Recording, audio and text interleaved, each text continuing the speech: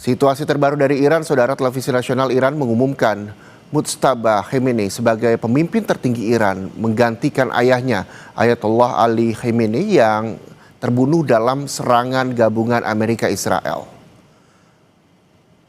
Pengumuman Mujtaba Khamenei yang berusia 56 tahun sebagai pemimpin tertinggi disambut rakyat Iran. Penunjukan Mujtaba Khamenei ini dilakukan saat perang Iran melawan Amerika dan Israel masih berlangsung. Nama Mujtaba Khamenei belum banyak terdengar sejak perang dimulai. Mujtaba juga belum pernah masuk ke struktur pemerintahan Iran.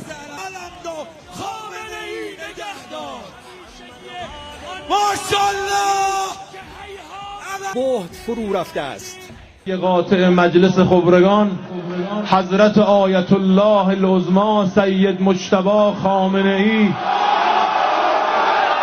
رهبر عزیز ما ولی فقیه ما الله اکبر.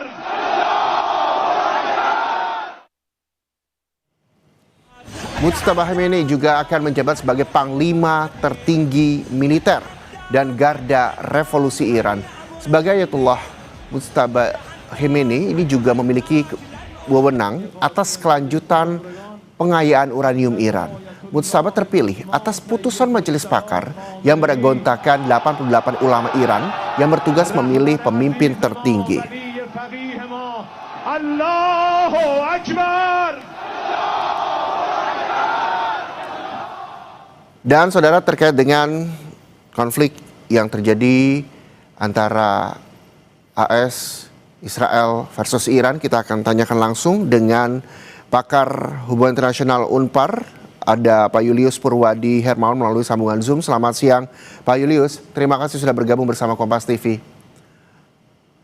Selamat siang Mas Reza. Ya, informasi yang baru saya bacakan tadi adalah soal Mujtaba Khamenei yang memang saat ini juga menjadi pemimpin tertinggi Iran. Apa kelanjutan dan langkah apa yang nantinya bisa diambil dari pengamatan Pak Julius? Ya, iya, saya melihat berita ini itu dengan sukacita ya, seperti yang terjadi di Iran, ya, bahwa masyarakat itu sangat bersukacita gitu. Pada akhirnya gitu, setelah berapa hari, 7 hari ya gitu, pemimpin baru terpilih gitu. Itu satu ya. Lalu kemudian di sisi yang lain tentu saja ini duka cita gitu ya, untuk Amerika Serikat dan tentu saja Israel gitu, yang mereka tidak mengharapkan bahwa sosok Mahtabi Mujtaba Khamenei adalah yang dipilih gitu. Nah, cukup unik karena itu artinya bahwa pertempuran akan dilanjutkan, dan ini sesuatu yang Amerika Serikat saya kira harus khawatir, Mas Reza. Iya, walaupun dengan demikian tidak ada dialog bahwa nantinya akan selesai begitu perang tersebut dengan Amerika. Tentu saja tidak ya. Tentu saja tidak ya gitu. Tentu saja tidak gitu. Dan kita paham betul kenapa ruang dialog kita tertutup gitu. Yang pertama bahwa Trump sendiri kelihatan tidak mengendaki dialog itu, sekalipun Iran pernah menawarkan untuk dialog gitu ya, dan nyatanya sampai hari kemarin gitu ya, terutama di Sabtu kemarin gitu, kita sudah paham betul gitu maunya Trump no deal tanpa Iran menyerah gitu. Iran harus menyerah dulu gitu ya. Lalu kemudian dari Presiden Iran juga sudah menimpali, nggak mungkin Iran akan menyerah begitu saja gitu. Dan hari ini sukacitanya jadi lengkap gitu, bahwa pemimpin baru terpilih, dan saya kira akan meneruskan Ayatullah Ali Khamenei, gaya pemimpinannya, keputusannya, posisi politiknya, termasuk sikapnya terhadap Barat. Mas Reza. Iya Pak Julius, tapi kalau misalnya melihat track record dari Mujtaba Khamenei ini kan belum banyak terdengar sejak perang dimulai. Bahkan Mujtaba juga belum pernah masuk ke struktur pemerintahan Iran. Anda melihatnya seperti apa? Apakah memang ini salah satu bentuk strategi dari Iran untuk melawan Amerika Serikat dan juga Israel? Dan itu kan pernah tahun 2019 dia dijatuhi sanksi ya oleh Amerika Serikat gitu. Karena ini orang tidak punya kedudukan resmi, tapi bagaimana ceritanya bisa mewakili Ayatullah Khamenei? Itu yang mungkin memang seperti yang Anda sampaikan tadi menjadi sebuah strategi dari Iran untuk melawan Amerika Serikat dan juga Israel. Tapi kalau misalnya melihat sosok dari Mujtaba Khamenei ini dari penglihatan atau analisa Anda, seperti apa sih sosoknya, Pak Julius? Ya, pertama dia masih muda ya, 56 tahun betul. 56 tahun, dan dibandingkan dengan calon lain yang cukup kuat ya, yang 60-an tahun.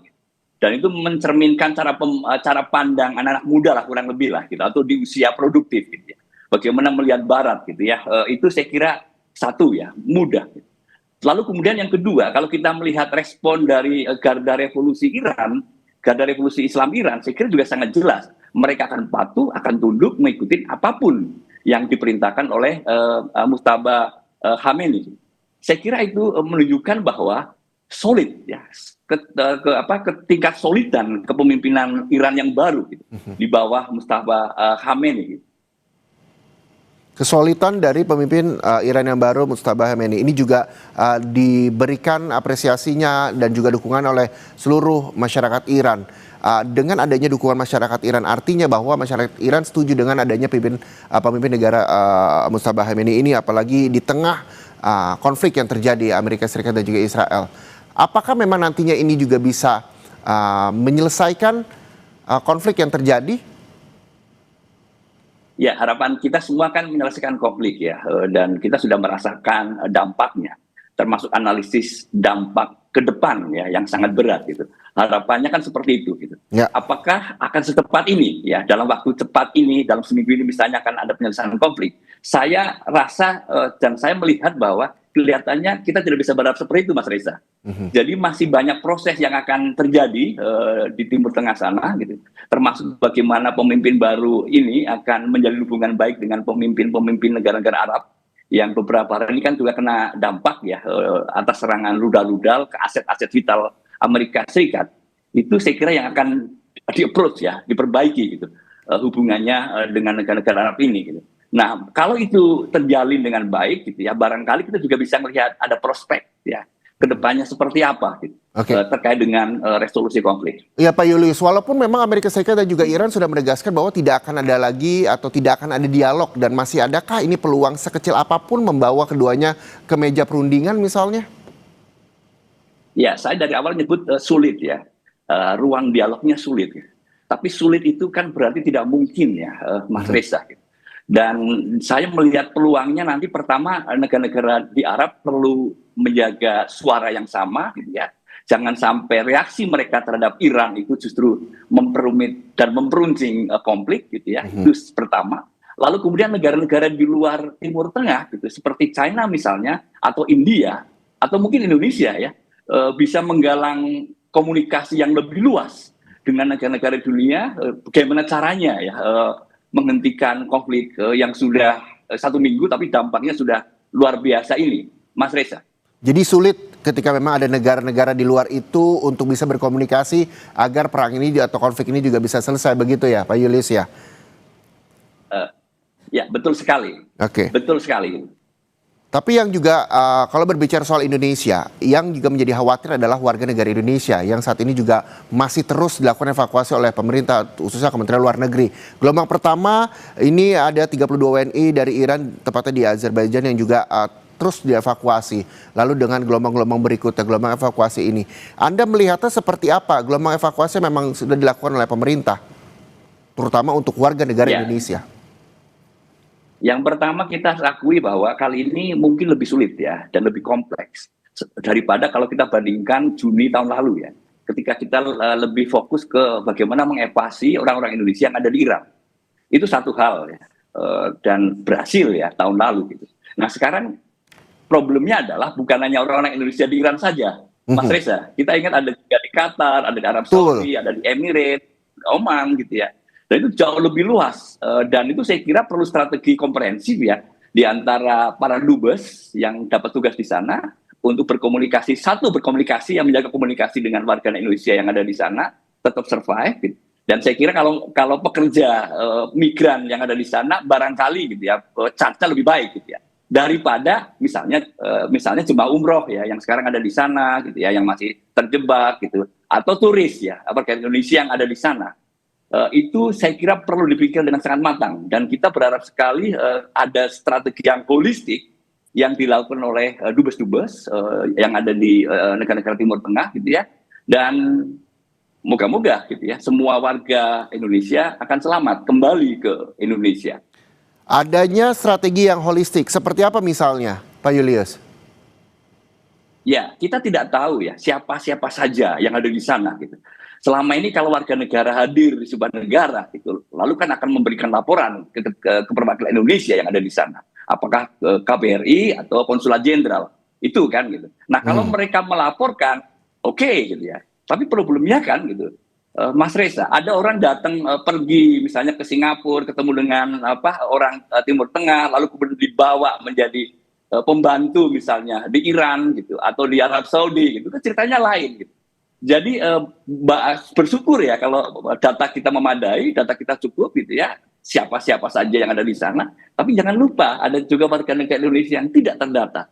Nah ini bagian yang pertama saya kira yang perlu dicek ya, informasi data yang akurat terkait dengan keberadaan warga negara Indonesia yang ada di negara-negara Arab.